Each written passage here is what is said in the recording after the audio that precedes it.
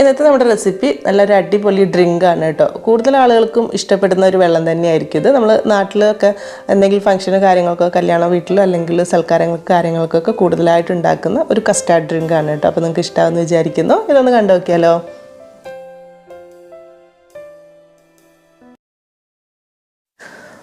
അപ്പോൾ ആദ്യം ഇതിലേക്കായിട്ട് ഒരു 2 ടേബിൾ സ്പൂൺ കസ്റ്റാർഡ് പൗഡർ ഒരു പാത്രത്തിലേക്ക് ഇട്ട് കൊടുക്കുക. ഇതിപ്പോൾ നമ്മളൊരു 1/2 ലിറ്റർ പാൽ വെച്ചിട്ടാണ് കേട്ടോ ചെയ്യുന്നത്. അതിലേക്കുള്ള അളവാണ് കാണിക്കുന്നത്.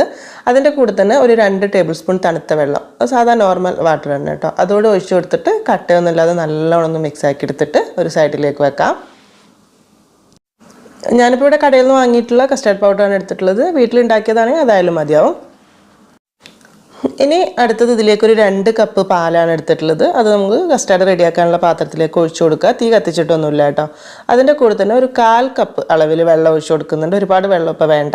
എന്നിട്ട് നമ്മൾ മിക്സ് ആക്കി വെച്ചിട്ടുള്ള ഒരു കസ്റ്റാർഡിൻ്റെ കൂട്ട് ഒന്നുകൂടെ നല്ലോണം ഒന്ന് മിക്സ് ആക്കിയിട്ട് കട്ടയൊന്നുമില്ലാതെ ഇതിലേക്ക് മുഴുവനായിട്ട് ഒഴിച്ചു കൊടുക്കുകയാണ് ചെയ്യുന്നത്.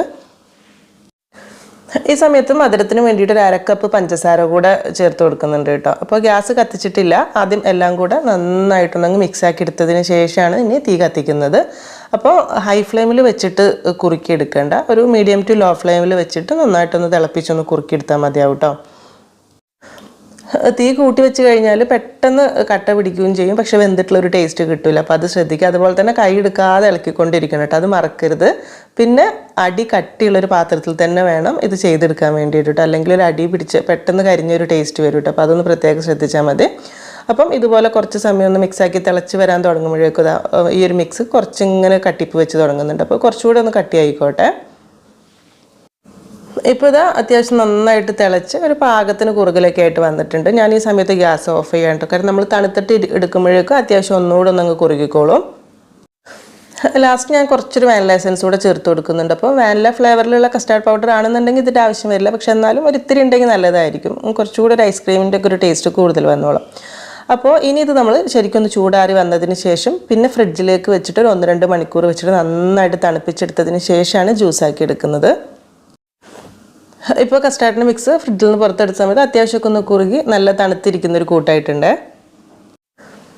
പിന്നെ ഒരു കാര്യം, ഇതിപ്പോൾ നമുക്ക് നാളെ ഒരു ഫംഗ്ഷൻ ഉണ്ട്. അപ്പോൾ അതിന് വേണ്ടിയിട്ട് തലേദിവസം തന്നെ റെഡിയാക്കി വെക്കാനൊക്കെ ആണെങ്കിൽ ഇതുപോലെ കുറച്ചുകൂടെ ഒന്ന് കുറുക്കി എടുത്തതിന് ശേഷം ഫ്രിഡ്ജിൽ എടുത്ത് വെച്ചാൽ മതി. എന്നിട്ട് നമുക്ക് ആവശ്യമുള്ളതിനനുസരിച്ചിട്ട് കുറച്ച് മിക്സ് എടുക്കുക, ബാക്കി പാലും വെള്ളമൊക്കെ കൂട്ടിയിട്ട് ജ്യൂസാക്കി എടുത്താലും മതിയാവും കേട്ടോ. അപ്പോൾ അങ്ങനെ വേണമെന്നുണ്ടെങ്കിൽ കുറച്ചുകൂടെ എളുപ്പത്തിന് കുറച്ചുകൂടെ ഒന്ന് കുറുക്കി തിക്കാക്കി എടുത്തതിന് ശേഷം ഫ്രിഡ്ജിൽ സൂക്ഷിച്ചാൽ മതി.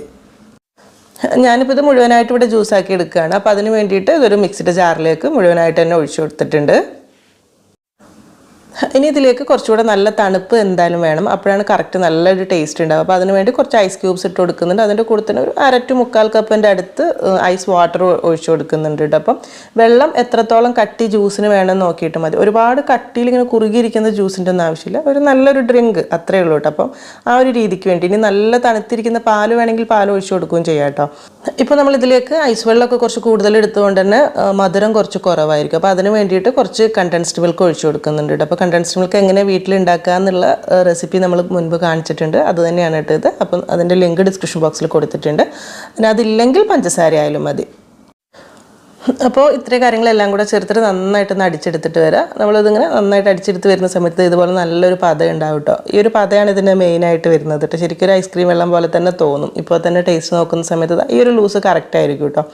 ഒരുപാട് ലൂസും അല്ല ഒരുപാട് ടൈറ്റും അല്ലാത്ത രീതിയിൽ. അപ്പോൾ ഇനി ഇത് ഒന്നുകൂടെ ഒന്ന് സെറ്റ് ചെയ്തെടുക്കാൻ വേണ്ടിയിട്ട് എന്താ ചെയ്യുന്നതെന്ന് വെച്ചാൽ, ഇനി ഇതിലേക്ക് നമ്മുടെ ബ്ലാക്ക് കസ്കസ് ഉണ്ടല്ലോ, സബ്ജ സീഡ്സ് കുറച്ച് മുൻപേ കുതിർത്ത് വെച്ചിട്ടുണ്ടാവണം. അതൊരു 2-3 ടേബിൾ സ്പൂൺ പാത്രത്തിലേക്ക് ഒഴിച്ചു കൊടുക്കുക. എത്രയ്ക്കാണ് വേണ്ടതെന്നുണ്ടെങ്കിൽ അതിൻ്റെ കൂടെ തന്നെ ഒരു ആപ്പിളിൻ്റെ ഒരു പകുതി അല്ലെങ്കിൽ ഒരു 1/4 ഗ്രേറ്റ് ചെയ്തിട്ട് ഇട്ട് കൊടുക്കുക കേട്ടോ. ഒരുപാട് വേണ്ട, കുടിക്കുമ്പോൾ എത്രത്തോളം കടിക്കാൻ ഇഷ്ടമുണ്ടെന്നുണ്ടെങ്കിൽ വലിയ പീസ് ആവരുത് കേട്ടോ ഒരിക്കലും. അതിൻ്റെ കൂടെ തന്നെ ഒരു 2 ടേബിൾ സ്പൂൺ ക്യാരറ്റ് വളരെ ചെറുതായിട്ട് ഗ്രേറ്റ് ചെയ്തത്, അതും ഒരിക്കലും വലുതായി പോകരുത് കേട്ടോ. പിന്നെ തണുപ്പ് കുറച്ചുകൂടെ വേണമെന്നൊക്കെ ഉണ്ടെങ്കിൽ ഐസ് ഇട്ട് കൊടുക്കാം. എന്നിട്ട് നമ്മൾ റെഡിയാക്കി വെച്ചിട്ടുള്ള ജ്യൂസിൻ്റെ മിക്സ് മുഴുവനായിട്ട് ഇതിലേക്ക് ഒഴിച്ചു കൊടുക്കുക. നന്നായിട്ടൊന്നങ്ങ് മിക്സാക്കി എടുക്കുക. അപ്പോൾ ഇത്രയേ ഉള്ളൂ പരിപാടി. നന്നായിട്ട് മിക്സാക്കി എടുത്തു കഴിഞ്ഞാൽ ഈ സമയത്ത് തന്നെ സെർവ് ചെയ്യാം. നല്ല തണുപ്പുണ്ട്, നല്ല അടിപൊളി ടേസ്റ്റ് തന്നെയാണ്. പേഴ്സണലി എനിക്ക് ഒരുപാട് ഇഷ്ടപ്പെട്ടുള്ള ഡ്രിങ്ക് തന്നെയാണ്. ഒരുപാട് ആളുകൾക്ക് അറിയുന്ന വെള്ളം തന്നെയായിരിക്കും, കാരണം ഞാൻ പറഞ്ഞ പോലെ തന്നെ നാട്ടിലൊക്കെ കോമൺ ആയിട്ടുള്ള ഒരു ഡ്രിങ്കാണിത്. പക്ഷെ എന്നാലും ഇതുവരെ ട്രൈ ചെയ്യാത്തവരുണ്ടെങ്കിൽ തീർച്ചയായിട്ടും ഒന്ന് ചെയ്ത് നോക്കണേ.